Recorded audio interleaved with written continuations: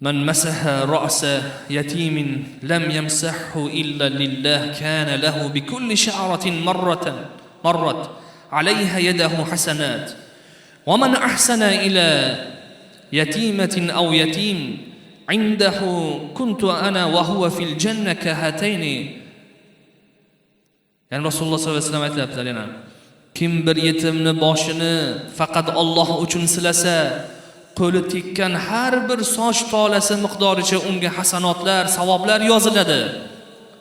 Kim o'z huzuridagi yetim qizga yoki yetim o'g'ilga yaxshilik qilsa, men va u jannatda mana bunday bo'lamiz deb ko'rsatkich va o'rta barmoqlarni ochib ko'rsatdilar dedilar. Qarang, juda ko'p ketma-ketlik bilan Rasululloh sallallohu alayhi vasallam yetimni boshini silashlik, yetimni holidan xabar olishlik bobida juda ko'p hadis muboraklar bizga ummatga yetib kelgan sahih hadislar.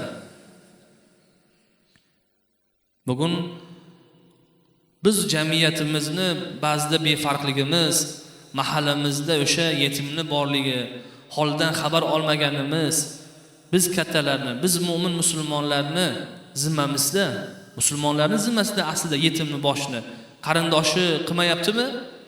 Yaqinlari shuni holidan xabar olmayaptimi? Endi uning vazifasi kimga yuklatiladi desa, qo'ni qo'shnisida, mahallasiga, taniydigan insonlarni yelkasiga yuklanadi uni nafaqasi aslida.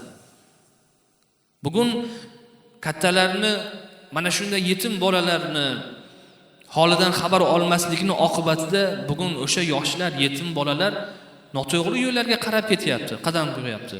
O'g'irlik bo'ladi, boshqa ishlarga o'tib ketyapti. Nimadan deyilsa, shu kattalarning yon atrofidagi kattalarni nasihat qilmaganidan, uni holidan xabar olmaganidan.